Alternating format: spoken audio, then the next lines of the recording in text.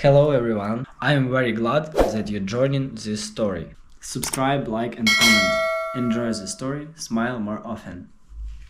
The baby shower was exactly what I had hoped it would be, a day filled with warmth and laughter, a gathering of people who truly cared, a celebration of the life growing inside me, the child that would soon change everything. The room was decorated in soft pastels, the scent of fresh flowers filling the air, and the sound of excited chatter blending with the clinking of champagne glasses as my friends and family shared in the moment.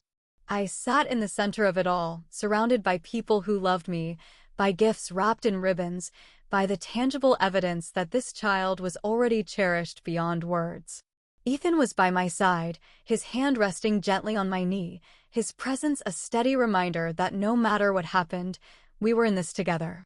And then, Carol arrived. She swept in like she always did, her presence a force that demanded attention, her posture stiff with self-importance, her carefully applied smile a mask of condescension disguised as charm. She was late, of course, making her grand entrance at the exact moment that would ensure all eyes were on her, the moment that would remind everyone that she was the one who held the real power in this family, that she was the one who dictated the terms of any gathering that involved her. She made her rounds slowly, greeting guests with exaggerated enthusiasm, her voice carrying just loud enough to ensure that no conversation was more important than her own, her energy filling every corner of the room until it felt like there was no space left to breathe. I had known she would find a way to make this day about her. I had expected the usual snide comments disguised as jokes, the backhanded compliments meant to undermine rather than uplift, the subtle jabs at my parenting before I had even held my child in my arms. But I wasn't prepared for what she did next. As I settled into my chair to open gifts, my belly round and full with the weight of the life I was carrying, Carol moved in close, her perfume sickly sweet, her voice barely above a whisper, but sharp enough to slice straight through my happiness. "I hope you know," she murmured, her breath warm against my ear, her words slow and deliberate, each syllable laced with a quiet threat. "We're naming the baby after my side of the family." The words landed like a punch to the gut, my stomach twisting instantly, my fingers tightening around the ribbon of the gift I had just been unwrapping, my breath catching in my throat before I could even think of how to respond. The casual confidence in her voice, the way she assumed she had the final say, the sheer audacity of her claim made my skin prickle with anger, but before I could open my mouth, before I could gather the strength to challenge her, Ethan was already stepping forward. He moved with purpose, his expression unreadable but his presence commanding, his voice cutting through the air with a quiet authority that made the entire room still. In one swift motion, he reached into his pocket, pulled out a folded piece of paper, and held it up for everyone to see. "Actually," he said, his voice calm but firm, his gaze locked onto his mother's, daring her to challenge him, to push back, to act as if she still held any control over this situation. "We already decided, and it's after the woman who raised me right." The weight of his words settled over the room like a thick fog, suffocating in its intensity, heavy in a way that made the air feel too still, too charged, too full of something unspoken. For a long, unbearable moment, no one moved, no one spoke, no one dared to break the silence that had fallen like an unexpected storm. Carol's hands trembled. I had seen her angry before, had seen her cold, had seen her manipulative, had seen her wear her disappointment like a weapon sharpened over years of wielding control over everyone around her. But this was something different.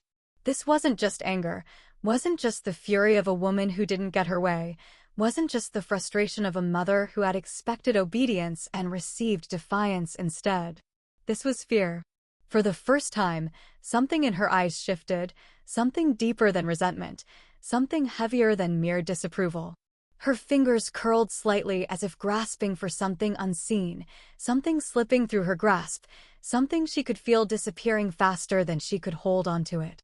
Her lips parted slightly, as if forming the beginning of a protest, a rebuttal, an attempt to reclaim whatever power she thought she still had. But nothing came out. The birth certificate was real. The name was already written. The decision had already been made. And for the first time in her life, Carol was powerless. I should have felt relief, should have felt triumph, should have felt the satisfaction of finally standing my ground against the woman who had spent years trying to make me feel small. But as I watched her hands tremble, as I watched the fear flicker behind her carefully constructed facade, as I watched the realization sink in that something far deeper was at play here, I couldn't shake the feeling that this wasn't the end of something. It was just the beginning. From the moment I married Ethan, I knew that loving him also meant dealing with his mother, a woman who never saw me as anything more than an inconvenience, an obstacle standing between her and the control she believed she still had over her son. Carol had never been outright cruel, never openly hostile in a way that would be easy to call out, but every interaction with her was coated in the same thin layer of condescension, the kind that made my skin crawl. The kind that turned every polite smile into a veiled insult. The kind that left me second-guessing whether I was imagining it or if she was just that skilled at making me feel unwelcome in my own marriage. It started with the small things, the kind of seemingly innocent remarks that other people would laugh off, the passive-aggressive comments about how Ethan's shirts were never folded quite right. The way she would casually drop hints about how much he loved homemade meals growing up, as if I was failing him somehow by not cooking every meal from scratch. But over time, it became something more, something insidious, something that wrapped itself around our lives like an unwanted guest who refused to leave. She spoke in half-truths, in carefully chosen words designed to remind everyone, especially me, that Ethan was who he was because of her, that every success he had was a direct result of the sacrifices she made, that I was merely a supporting character in a story that had always belonged to her. But there was one thing Carol never talked about, one name she never spoke, one truth she had buried so deep that even the slightest mention of it sent a visible shudder through her entire body. And that was Margaret. I still remember the first time Ethan told me about his grandmother, the woman who had been more of a mother to him than Carol ever was, the woman who had made sure he had warm meals when Carol was too preoccupied with her own life to care, the woman who had read him bedtime stories, who had bandaged his scraped knees, who had been there when no one else was. He spoke about her in a way I had never heard him talk about anyone else, with a kind of reverence, a kind of quiet sadness, a kind of love that had never faded despite the years that had passed since she was gone. She was everything, he had told me once, his voice softer than usual, his fingers tracing slow circles on my wrist as we lay in bed. She made sure I knew I was loved, no matter what. It was only later, much later, that I realized why Carol hated hearing her name. Margaret had raised Ethan when Carol couldn't be bothered. Carol had spent years pretending she had been the one to shape him, the one to teach him right from wrong, the one who had sacrificed for him, the one who had given him the foundation for the life he had built. But it had never been her. It had been Margaret. And now, after all these years of erasing her, of pretending she had never mattered, of rewriting history so that Carol remained at the center of every important moment in Ethan's life, we had chosen to name our daughter after the one person she had worked so hard to forget. It wasn't just an insult. It was a reminder. A reminder that the truth doesn't stay buried forever. As I sat at my baby shower, watching Carol's face pale, watching the tremble in her fingers as she clenched her hands together, watching the way her jaw tightened as if she was physically holding herself back from screaming, I knew that this wasn't just anger. This was devastation. This was something deeper, something I couldn't yet understand, something that made my stomach twist with a strange combination of satisfaction and unease. She was losing something, but I didn't know what. Without a word, she pushed back from her seat, the legs of the chair scraping sharply against the hardwood floor, the sudden movement drawing the attention of everyone in the room. A few guests exchanged confused glances, some whispering quietly among themselves, others shifting uncomfortably in their seats as Carol turned on her heel and walked toward the door. She didn't make eye contact with me, didn't throw one last biting remark over her shoulder, didn't attempt to salvage what little control she had left. She just left.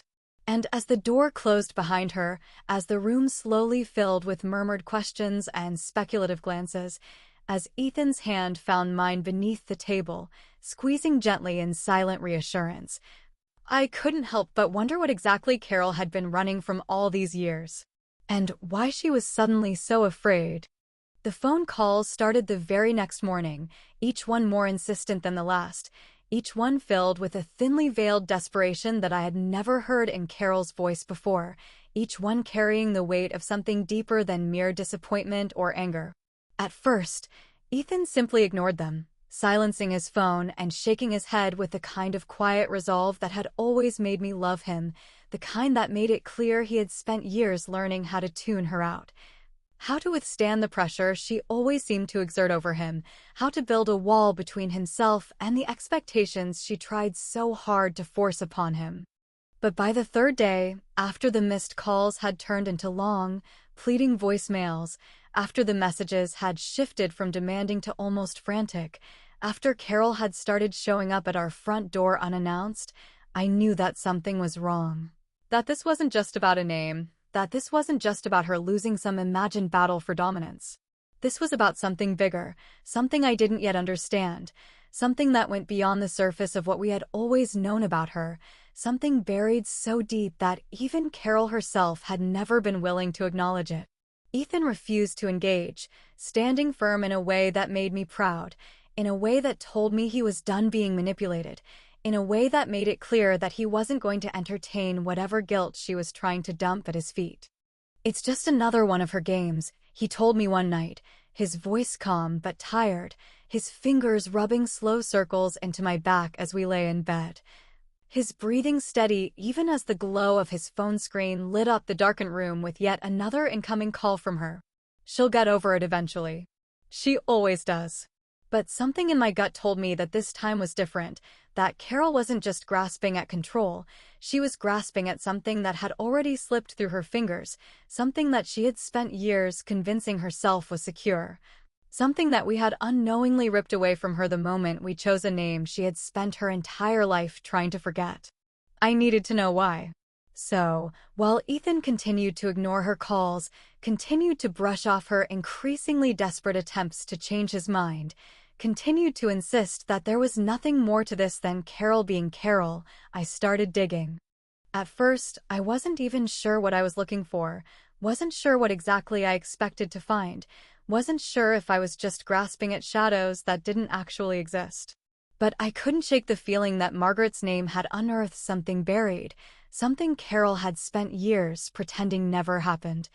Something that explained why a single piece of paper with our daughter's name had sent her into such a complete and utter downward spiral. It started with old family photos, the ones Ethan had stored away in a box in the back of our closet, the ones he never really looked at, the ones that told a story that didn't quite match up with the version Carol had always told.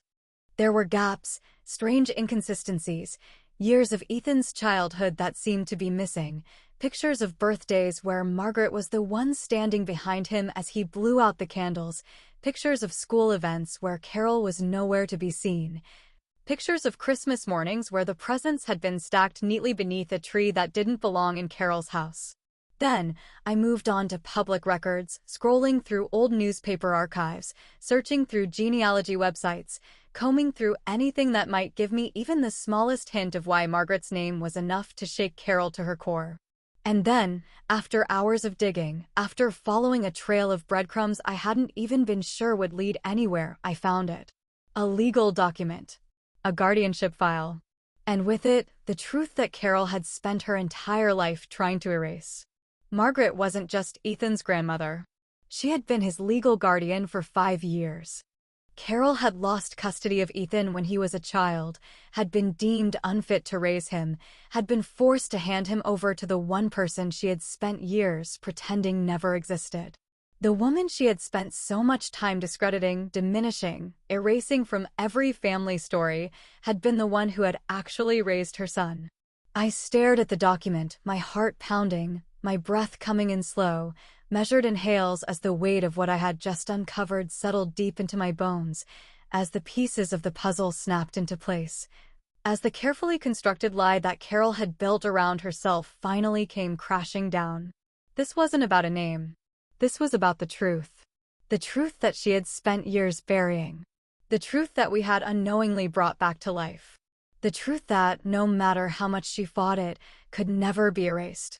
I sat in front of my laptop, my fingers hovering over the keyboard, my mind racing with the implications of what I had just uncovered. Carol had lied. About everything. The tension at the dinner table was thick enough to cut through, settling over the room like a suffocating weight, pressing down on all of us in a way that made every movement feel deliberate, every glance feel loaded with unspoken meaning. Every second that ticked by feel like a slow descent into something inevitable. Ethan sat beside me, his posture stiff, his jaw tight, his hands clasped together in his lap as if bracing himself for what he already knew was coming. As if preparing for the moment his mother would finally break beneath the weight of the truth she had spent her entire life avoiding. Across from us, Carol sat with perfect posture, her expression carefully composed, her lips pressed into a thin line, her eyes dark with something unreadable, something flickering beneath the surface, something that looked dangerously close to panic, but hadn't quite unraveled into anything visible yet. My father-in-law, Robert, sat at the head of the table, silent as always, his gaze shifting between his wife and his son with the kind of tired resignation that told me he had seen this pattern play out more times than he cared to count. That he had learned a long time ago how to stay out of the crossfire when Carol decided to turn her disappointment into a weapon. I let this silence stretch for a moment longer, let the weight of it settle in, let Carol sit in the discomfort of knowing something was wrong, but not knowing how wrong. Let her feel the shift in power before I even opened my mouth. And then, casually, deliberately, I set down my fork, reached for my water glass, took a slow sip, and spoke the name that had haunted her for years. You know, I've been thinking a lot about Margaret lately. It was immediate. The way Carol's fingers tightened around the edge of the table, the way her lips parted slightly before pressing together again, the way her breath caught just enough for me to notice, the way she blinked one too many times as if trying to recalibrate, to steady herself, to prepare for whatever came next. She inhaled sharply, exhaled through her nose, forced a tight smile that didn't reach her eyes, and let out a laugh that was just a little too hollow, a little too forced, a little too practiced. "Oh," she said, her voice carefully even, but the way she gripped her napkin gave her away. "And why is that?" I leaned back slightly, tilting my head, studying her, letting her feel the weight of my stare, letting her see that I knew, that the days of pretending, of ignoring, of rewriting history were over, that the truth was here whether she wanted it or not. "Because Ethan and I made a choice," I said, my voice calm but firm, my heartbeat steady even as my fingers twitched with anticipation beneath the table. "A choice to name our daughter after the woman who actually raised him." Silence. A single moment of pure, suffocating, absolute silence. And then, Carol snapped. Her chair scraped against the floor as she pushed back slightly, her entire body stiffening, her face twisting into something I had never seen before, something wild and desperate, something that cracked through the carefully composed mask she had spent years perfecting. "I raised him," she spat, her voice sharp, shaking, venomous in a way that felt more like fear than anger, her hands curling into fists on the table. "I was his mother. I sacrificed everything for him. I worked so hard to give him a life that Margaret could never have given him. And this is how he repays me? By naming my grandchild after her?" Ethan exhaled slowly, rubbing his temple, his expression caught between exhaustion and quiet frustration, his patience worn thin from years of listening to the same revisionist history, from years of allowing his mother to twist the truth into something that better suited her version of events. But I wasn't Ethan. I wasn't the child she had conditioned to accept whatever version of reality best suited her. I wasn't going to let her rewrite the past. I reached into my bag, pulled out the neatly folded stack of papers I had printed earlier that day, and slid them across the table, watching as her face paled before she even touched them, watching as the realization sank in that whatever came next was going to be something she couldn't talk her way out of. "You lost him," I said simply, my voice steady, my gaze unwavering, my hands resting calmly in my lap as she stared at the documents as if they might burst into flames. Margaret raised him. And now, our daughter will carry her name. The room was silent again, but this time, it wasn't suffocating. It was clarifying. It was the kind of silence that only comes when there is nothing left to argue, nothing left to manipulate, nothing left to twist into a version that feels easier to live with.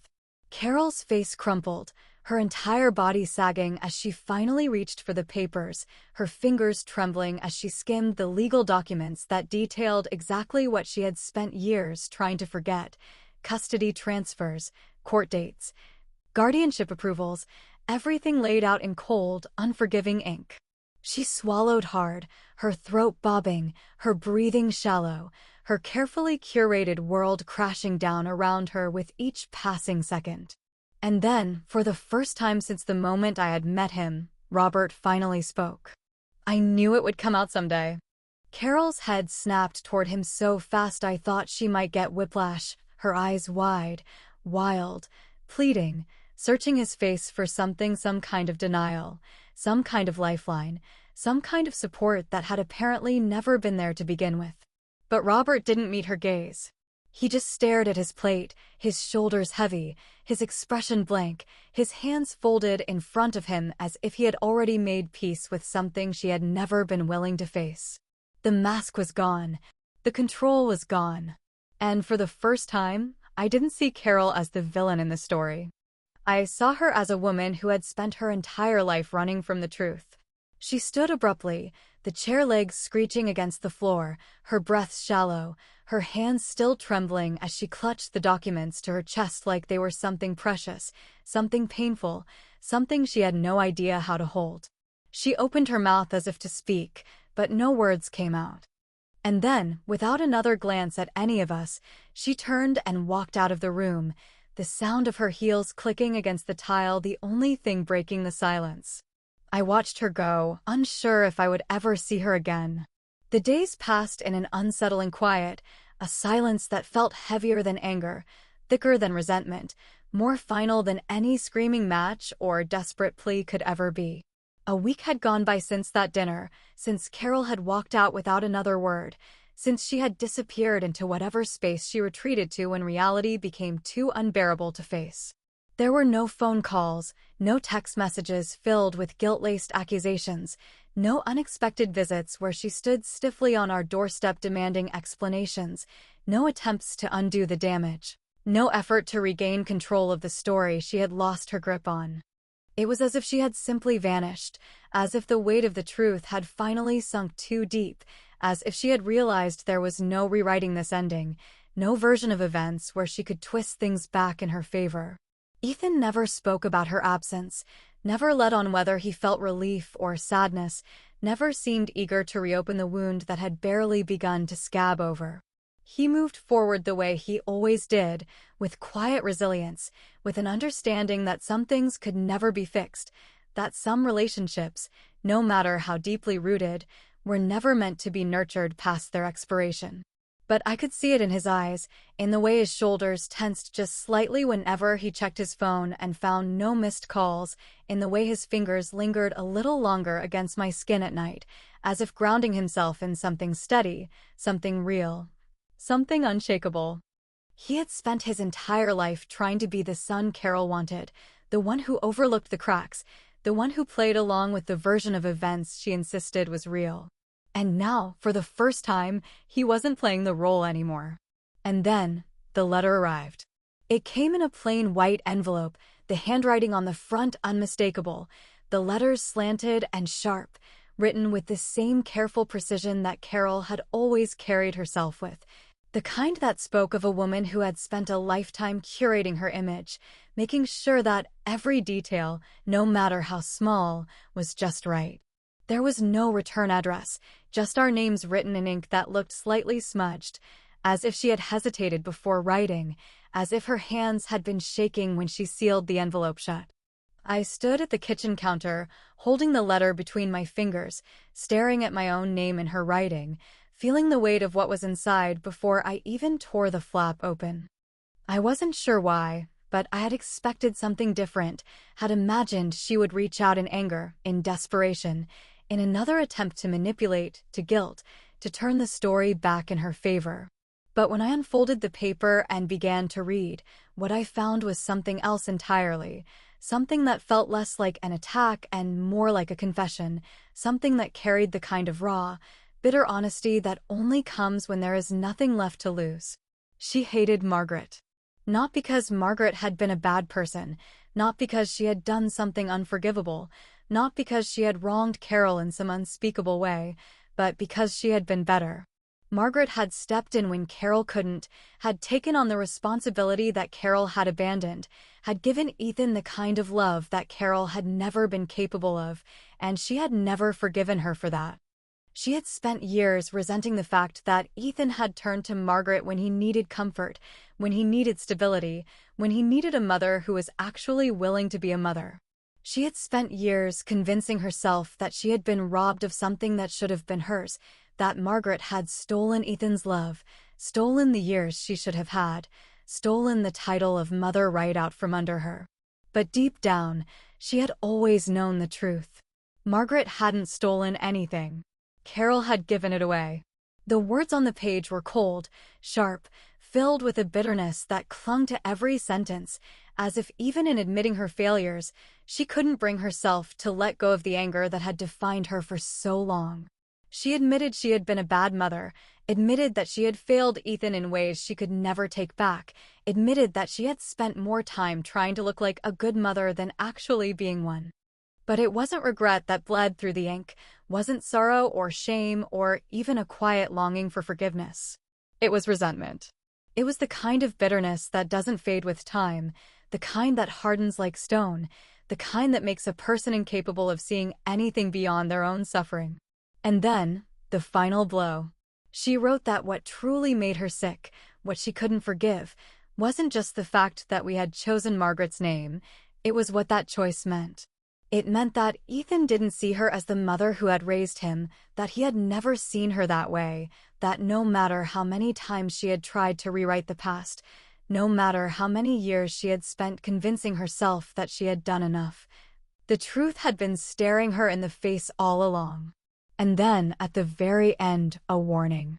Someday, your own child will look at you the way Ethan looks at me. And I hope you can live with it. I let out a slow breath, folding the letter carefully, smoothing out the creases before tucking it back into the envelope, before placing it in the drawer beside the rest of the things I never planned to look at again. Because I could live with it. I could live with knowing that I would never be the kind of mother who made her child feel like love was something to be earned, never be the kind of mother who forced her child to carry the weight of her own failures, never be the kind of mother who let bitterness and resentment take up more space in her heart than love ever had. As I turned away from the counter, feeling the weight of the letter settle into the past where it belonged, I placed a hand gently over my belly, feeling the soft movements beneath my palm, the quiet reminder of what truly mattered. The quiet promise of something better, something stronger, something untainted by the mistakes of the past. And when the day finally came, when I held my newborn daughter in my arms, when her tiny fingers curled around mine, when her breath was soft and steady against my skin, I whispered her name for the first time. Margaret. She stirred slightly, peaceful, safe, loved. The way it should be.